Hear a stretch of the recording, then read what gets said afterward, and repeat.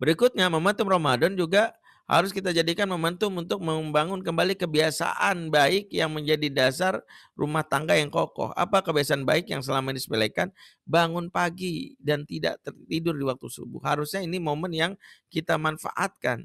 Momen kita bangun sebelum subuh ini adalah momen kebaikan. Kenapa? Karena rahasia kesuksesan itu bermula dari hidupnya waktu pagi dari antara anggota keluarga. Sebagaimana Rasulullah doakan setiap anggota keluarga dengan doa yang sering kita dengar. Doa ini menjadi dasar keluarga-keluarga yang kokoh dan tangguh. Apa kata Rasulullah doa ini? Allahumma barik li ummati fi bukuriha. Ya Allah berkailah umatku di pagi harinya. Rasulullah mendoakan orang-orang yang berkah itu yaitu yang menghidupkan waktu pagi. Makanya ini juga menjadi rahasia ya, salah satu wawancara dengan Hotman Paris, lawyer, advokat yang dikenal sukses dari bidang dunia ya materinya. Dia bilang dalam satu ceramah sampai bercanda, "Tahu nggak lo bahwa, gua itu nyontek di agama Islam ya, gua punya kebiasaan yang orang Islam nggak lakuin." Apa? Gua tuh bangun sebelum subuh. Ya, gue tuh bangun sebelum subuh. Gue sebelum subuh bangun, gue baca, gue berdoa dengan agama gue, dan nggak tidur lagi. Nah ini yang mungkin selama ini kita nggak sadari.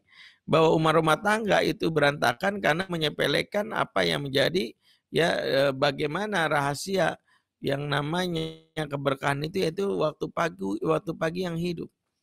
Ya, waktu pagi yang hidup dimulai dengan aktivitas yang produktif.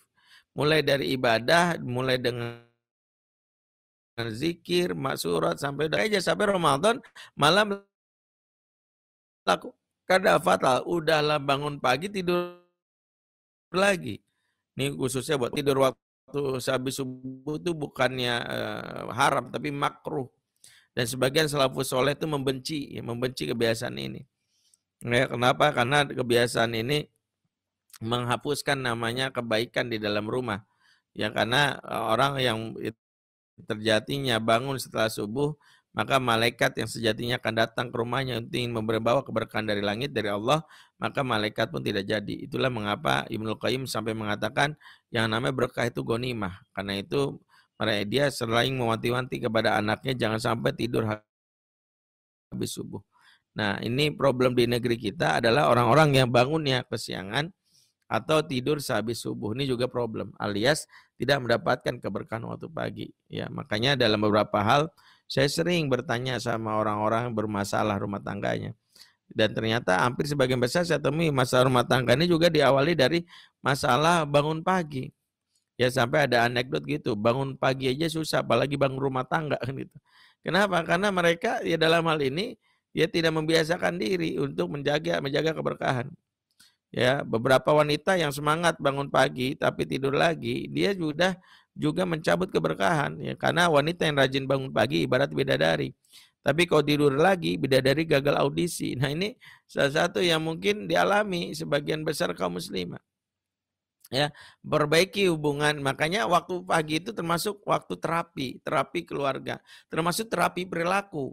Perilaku yang ternyata menjadi orang-orang bermasalah. Saya berapa kali menemui orang-orang bermasalah berudah bolak-balik yang namanya ke psikolog. Akhirnya begitu pakai terapi yang diajarkan Rasulullah SAW, itu ternyata mampu dia memperbaiki dirinya. Ya, apa sih terapinya? Yaitu terapi ya fajar, terapi subuh. Di mana Rasulullah mengatakan man sholalillahi fi jamaah. Siapa yang sholat karena Allah berjamaah yudriku takbiratal ula ya man sholalillah arba'ina yauman fi jamaah, barang siapa yang sholat karena Allah 40 hari dengan berjamaah dan dia mendapatkan takbiratul ula atau takbir yang pertama ya, dan dia ya kutibat lahu baro'atan minan nar wa baro'atan minan nifaq, maka dibebaskan dirinya dari dua hal, dari siksa api neraka dan dari perilaku maksiat. Salah satu terapi bagi orang-orang yang candu dalam banyak hal ya, anak-anak yang candu pornografi, candu game, candu gadget, candu yang lainnya, mohon maaf bahkan candu selingkuh. Kok saya bisa simpulkan karena sebagian besar selingkuh sekarang udah jadi candu. Dan saya tanya beberapa psikolog, kok selingkuh bisa jadi candu? Emang benar. Karena salah satu yang disebut candu adalah ketika orang ketagihan karena adanya zat yang nempel yang menagih namanya endorfin. Endorfin atau endomorfin adalah sesuatu yang menagih. sehingga membuat seseorang itu mendapatkan sensasi. Sensasi. Nah, sebagian pelaku perselingkuhan ada yang merasakan sensasi. Sehingga dalam hal ini tidak sekedar bisa diceramahin. Namanya orang lagi sakau kan.